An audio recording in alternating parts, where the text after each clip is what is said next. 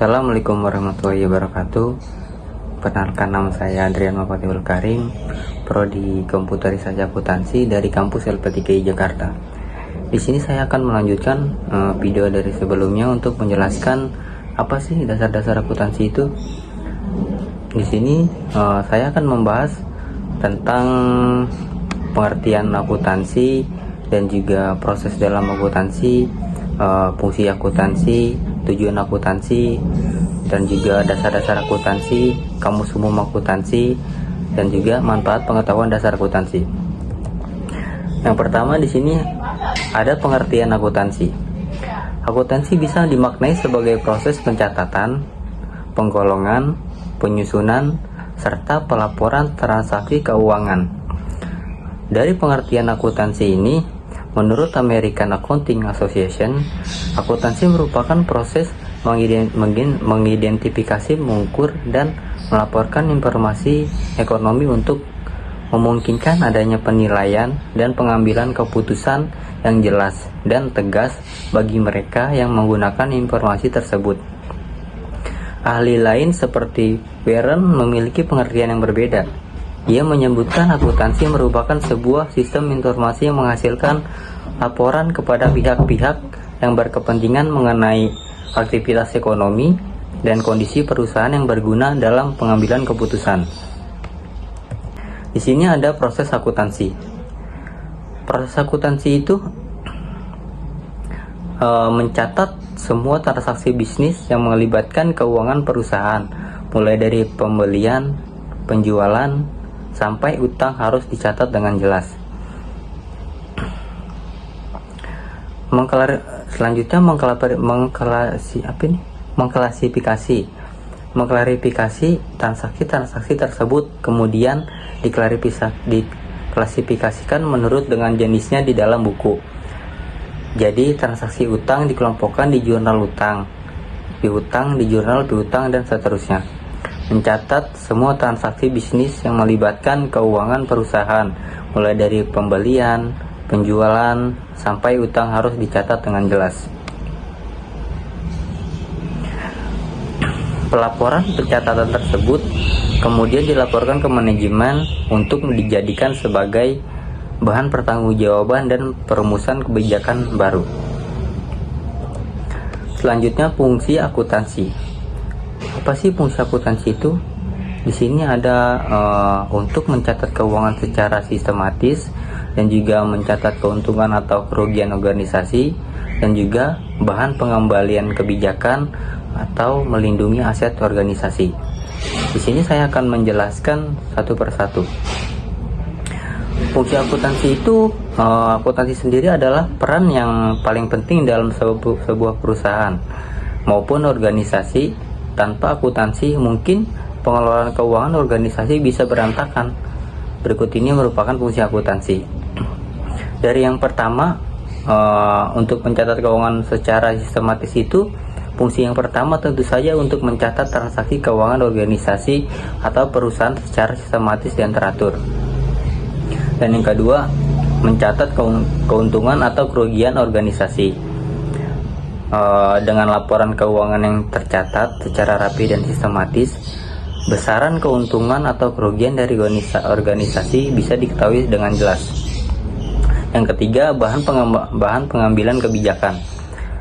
Setelah mengetahui keuntungan dan kerugiannya, laporan akuntansi tersebut bisa dijadikan sebagai rujukan atau bahan pengembalian keputusan kebijakan. Dan keempat, melindungi aset organisasi. Nah, dari akuntansi memang mencatat jumlah transaksi keuangan, tetapi proses ini juga bisa memastikan bahwa setiap aset digunakan secara sah. Selanjutnya di sini ada tujuan akuntansi. Tujuan akuntansi itu untuk menyajikan laporan keuangan sebuah organisasi kepada pihak yang bertanggung jawab. Contohnya, misalkan tujuan utama dari akuntansi sebenarnya adalah untuk menyajikan laporan keuangan sebuah organisasi kepada pihak yang bertanggung jawab. Misal di sebuah perusahaan, tentu saja laporan tersebut harus dilaporkan kepada manajer keuangan atau dewan direksi. Tujuannya tentu saja agar mereka mengetahui kemana saja modal yang telah digelontorkan perusahaan dan untuk merumuskan kebijakan baru bagi perusahaan. Selanjutnya di sini ada prinsip akuntansi. Poin yang pertama, pengungkapan penuh. Yang kedua, periode akuntansi. Yang ketiga, prinsip konsistensi. Yang keempat, prinsip kesinambungan usaha. Dan yang kelima, biaya historis. Di sini saya akan menjelaskan satu persatu. Prinsip akuntansi keuangan. Saat melakukan penyusunan laporan keuangan, terdapat beberapa prinsip dasar yang harus Anda perhatikan. Nah, di sini yang pertama, pengungkapan penuh. Pengungkapan penuh itu prinsip pengungkapan penuh dalam akuntansi. Maksudnya adalah semua angka di laporan keuangan telah sesuai dengan kenyataan sebenarnya tanpa ada yang ditutupi. Yang kedua, periode akuntansi. Laporan keuangan perusahaan harus dilakukan secara periodik untuk menjelaskan aliran dana selama periode tersebut. Misalnya dari tanggal 1 Januari sampai 31 Desember 2021. Yang ketiga, prinsip konsistensi. Prinsip akuntansi keuangan selanjutnya adalah konsistensi terkait metode pelaporan. Apabila perusahaan akan melakukan perubahan metode penyajian laporan, maka harus disertai alasan yang kuat. Yang keempat, prinsip kesinambungan usaha. Prinsip dasar akuntansi yang satu ini maksudnya penyusunan laporan harus didasarkan kepercayaan bahwa usaha dijalankan terus-menerus secara berkesinambungan. Biaya historis yang terakhir. Prinsip ini mengharuskan pencatatan di laporan keuangan sesuai dengan biaya yang dikeluarkan. Misalnya, ketika perusahaan membeli mesin seharga 100 juta, namun berhasil ditawar menjadi 70 juta, maka pencatatan di laporan keuangan adalah 70 juta. Di sini saya akan menjelaskan dasar-dasar akuntansi. Sebelumnya, kalian pada tahu nggak sih dasar-dasar akuntansi itu apa? Dasar-dasar akuntansi itu dalam ilmu pembukuan yang mengandung angka-angka ini ada 6 dasar-dasar yang perlu diketahui. Dari dasar-dasar akuntansi ini kita bisa dengan mudah menyusun sebuah pembukuan. Dasar-dasar akuntansi yang perlu diketahui yaitu nama dan nomor akun. Konsep debit dan kredit, penjurnalan, mengunggah jurnal ke buku besar, membuat neraca percobaan, dan penyajian laporan keuangan. Berikut ini penjelasan dasar-dasar akuntansi bisa diperjelas dengan mudah. Nama dan nomor akun. Kode atau nomor akun yang digunakan bertujuan memudahkan pengelompokan akun yang tercatat pada jurnal dan nantinya dimasukkan ke buku besar. Pengelompokan akun dalam laporan keuangan yaitu yang satu akun temporal dan dua akun permanen. Di sini saya akan menjelaskan nama dan nomor akun tersebut. Akun dalam akuntansi diartikan sebagai wadah catatan aktivitas yang disusun secara kronologis berdasarkan sistem urut tertentu. Dalam akuntansi mengurutkan transaksi dan aktivitas lain dilakukan berdasarkan tanggal transaksi agar lebih mudah mengecek kembalinya. Kode atau nomor akun yang digunakan bertujuan memudahkan pengelompokan akun yang tercatat pada jurnal dan nantinya dimasukkan ke buku besar. Pentingnya nama dan nomor akun ini mengharuskan kita teliti dan detail dalam menulisnya. Akun tersebut dikelompokkan menjadi dua laporan keuangan. Nah, yang pertama ada akun temporal dan yang kedua ada akun permanen. Akun temporal yaitu akun yang nilai saldonya bersifat sementara dan ditutup atau tidak ada lagi pada periode pembukuan baru. Contohnya pendapatan sewa dan penjualan barang. Yang kedua, akun permanen yaitu kelompok akun yang memiliki nilai saldo tetap sehingga tidak pernah ditutup untuk satu periode pembukuan. Kelompok akun ini juga dikenal sebagai akun real. Pos yang masuk akun ini adalah aset lancar, aset tetap, utang, dan modal. Konsep debit dan kredit. Debit dan kredit, apa sih debit dan kredit itu? Debit itu diartikan sebagai posisi akun bersaldo normal untuk aset dan biaya yang selalu terletak di sebelah kiri dalam jurnal. Dan kredit diartikan sebagai akun yang bersaldo normal untuk utang, pendapatan, dan modal, letaknya di kolom pada jurnal sebelah kanan. Saldo kredit adalah akun utang, pendapatan, atau modal yang mengalami penambahan dan harus dikredit atau dicatat di sebelah kanan. Di debit di sisi kiri juga terjadi pengurangan. Dengan memahami cara mengisi kolom akuntansi dan paham konsep debit dan kredit ini, kita tidak salah dalam mencatat transaksi. Jurnal itu apa sih? Jurnal itu diartikan sebagai lembar kerja yang digunakan untuk mencatat transaksi yang terjadi pada perusahaan.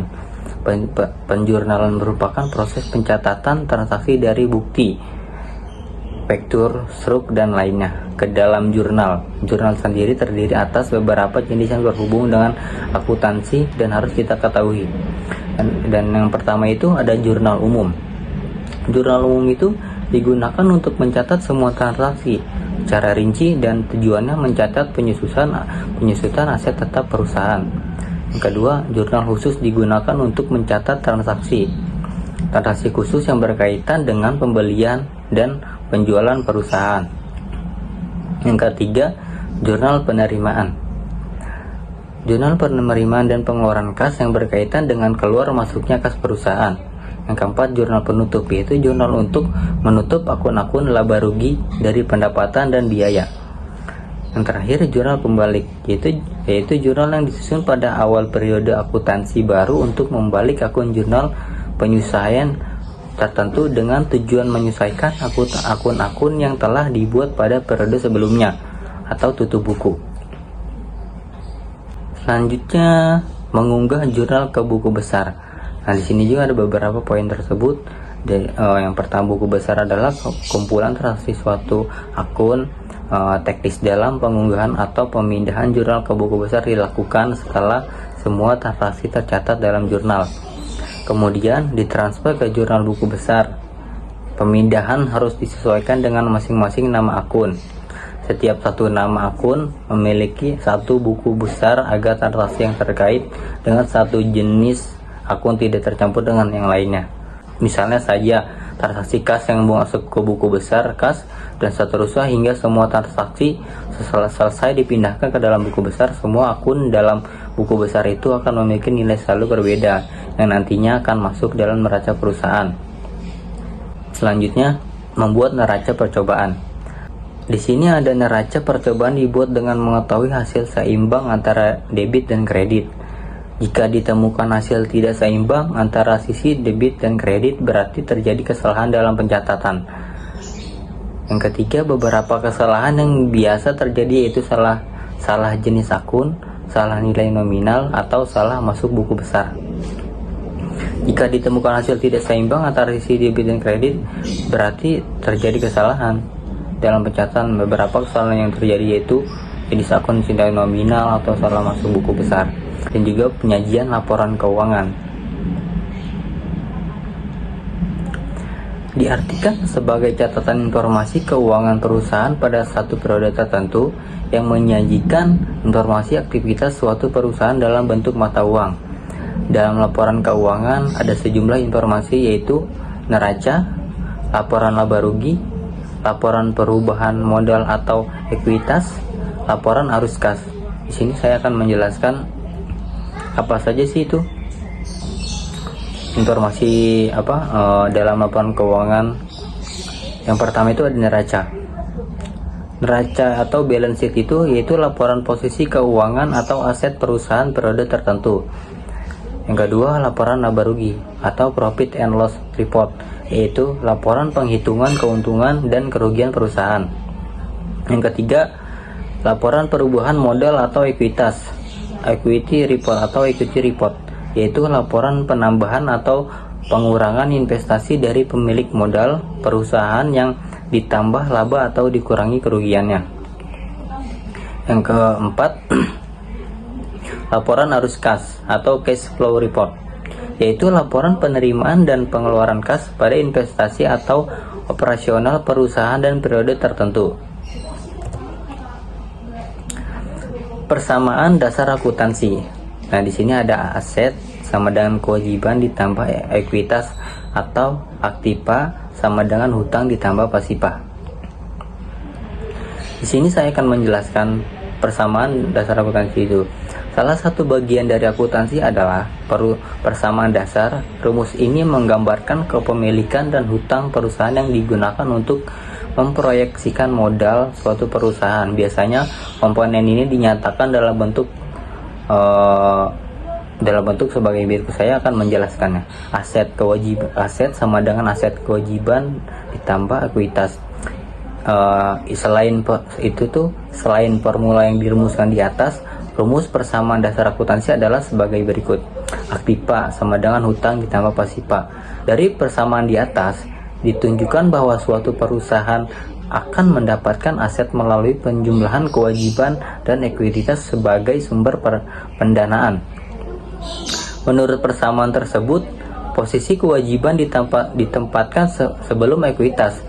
Hal ini karena hutang perusahaan memang harus dibayar terlebih dahulu kepada kreditur dalam hal perusahaan mengalami kebangkrutan.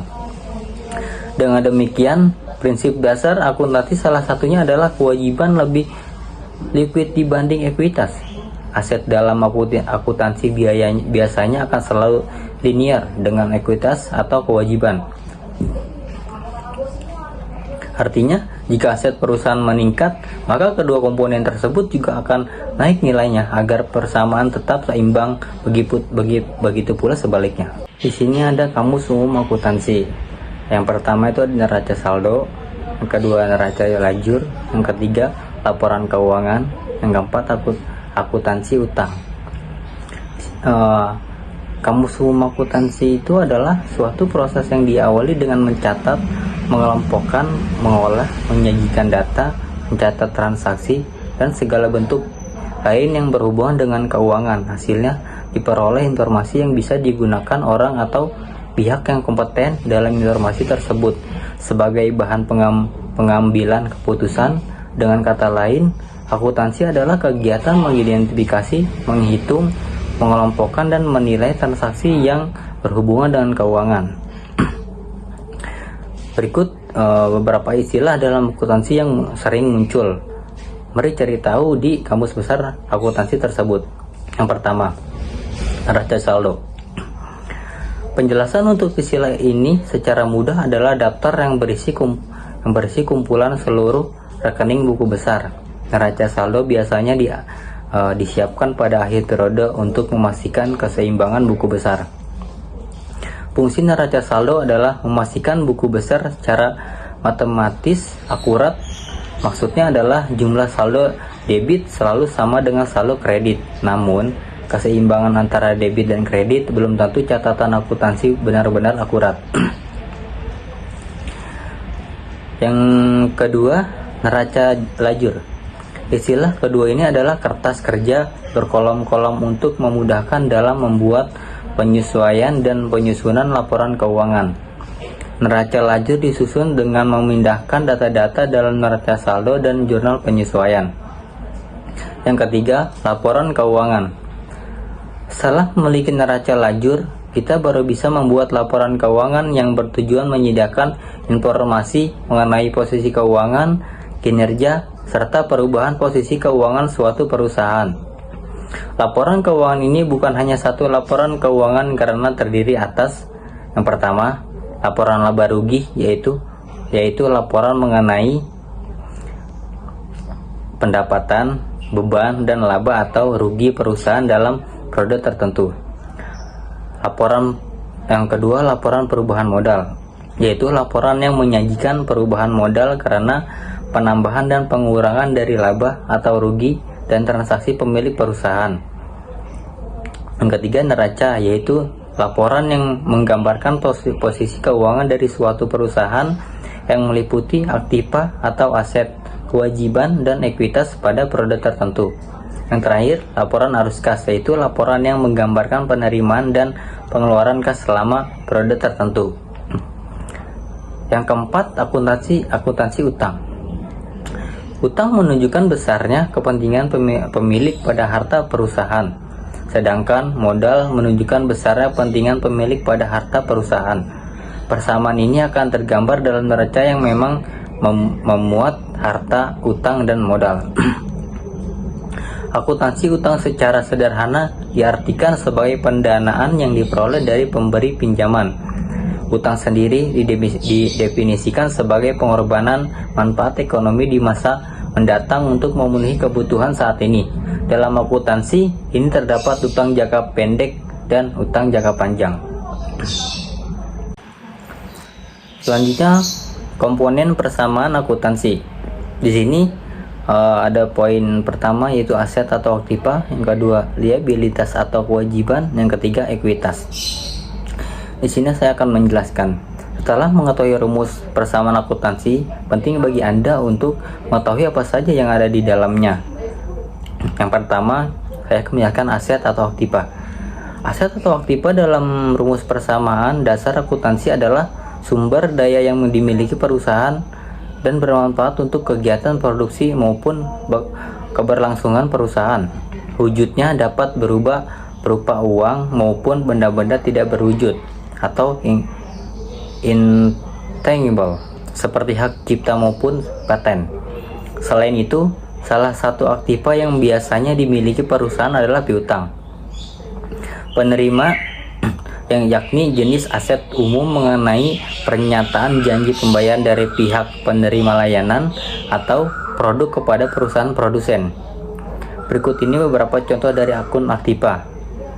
Yang pertama itu aset lancar, biaya dibayar di muka, piutang dan kas. Yang kedua, aset tidak berwujud, goodwill atau dalam kurung kelebihan pembayaran dibanding nilai pasar, paten dan hak cipta. Yang terakhir, aset tetap, bangunan, tanah, kendaraan, dan mesin produksi. Yang kedua di sini ada liabilitas atau kewajiban.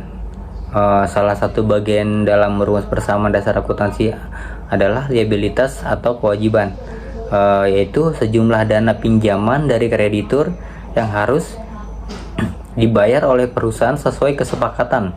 Komponen ini merupakan kebalikan dari piutang dan pencatatannya harus dilakukan dalam laporan keuangan. Contoh akun kewajiban adalah sebagai berikut.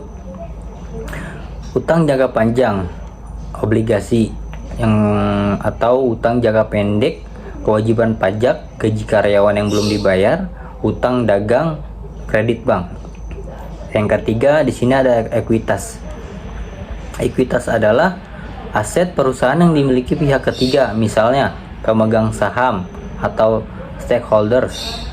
Biasanya kepemilikan ini dapat berubah sesuai kondisi realnya. Contoh ekuitas adalah sebagai berikut. Yang pertama modal, kedua penarikan dana atau freight, yang ketiga saham biasa, yang keempat modal yang disetorkan, yang kelima laba biasa. Selanjutnya di sini ada manfaat pengetahuan dasar-dasar akuntansi. Poin pertama, catatan kondisi keuangan. Yang kedua, mampu menentukan tingkat resiko. Dan yang kedua, pengetahuan dasar menentukan pajak. Yang keempat, menggambarkan kemapanan usaha. Dan kelima, dasar informasi kekayaan perusahaan. Poin pertama, di sini saya akan menjelaskan manfaat pengetahuan dasar akuntansi. Akuntansi punya banyak manfaat bagi kehidupan sehari-hari. Meski tidak punya bisnis, kita bisa menerapkan pengetahuan ini dan menghitung pengeluaran dan pemasukan bagi ibu-ibu rumah tangga. Bisa menerapkannya agar semakin lihai berhemat. Di sini saya akan menjelaskan poin pertama, catatan kondisi keuangan. Laporan keuangan adalah cermin perusahaan ataupun keuangan rumah tangga. Dengan pengetahuan mengenai dasar-dasar akuntansi, kita bisa melihat kinerja perusahaan dari operasional yang dijalankan tiap divisi. Dengan pengetahuan ini, kita juga bisa membaca aset, liabilitas atau utang yang harus dibayar, dan ekuitas atau modal perusahaan. Selain itu, pengetahuan dasar-dasar akuntansi ini membantu kita membaca kondisi dan kinerja perusahaan. Suatu hal yang perlu diketahui adalah nominal bukan hal utama dalam memahami dasar-dasar akuntansi, karena nominal besar belum tentu sejalan dengan kinerja yang meningkat dan laba yang bertambah. Poin kedua, mampu menentukan tingkat risiko. Pengetahuan dasar-dasar akuntansi penting bagi semua kalangan, terlebih mereka yang nantinya bekerja di luar di dunia ekonomi yang tidak jauh dari urusan keuangan. Manfaat lain yaitu memiliki kemampuan menentukan tingkat risiko sebuah perusahaan.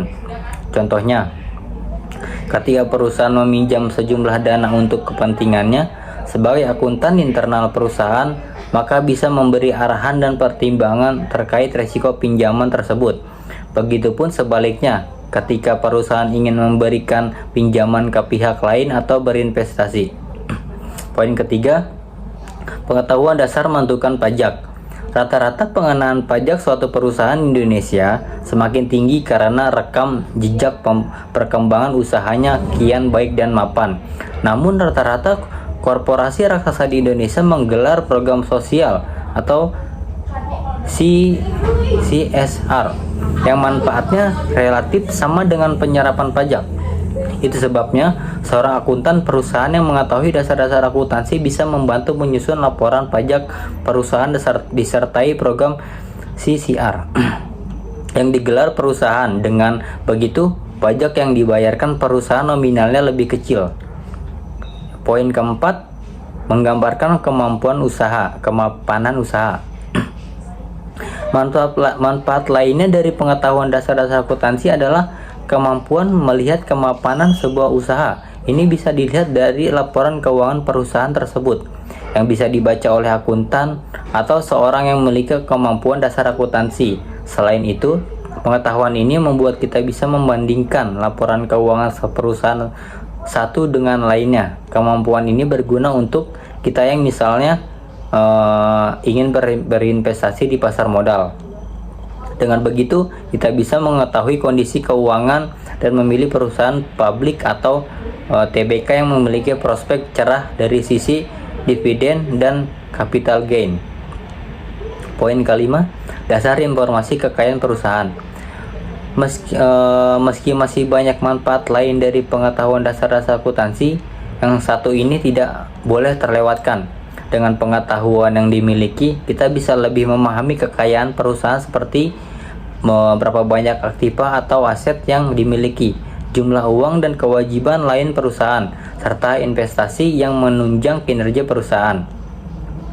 Dari berbagai penjelasan mengenai dasar-dasar akuntansi ini, kita bisa mulai mencoba membuat pembukuan. Walau belum punya usaha, kita bisa menerapkannya untuk melihat keluar masuk uang setiap bulannya. Mungkin itu saja penjelasan dari saya tentang dasar-dasar akuntansi. Kurang lebihnya mohon maaf. Wassalamualaikum warahmatullahi wabarakatuh.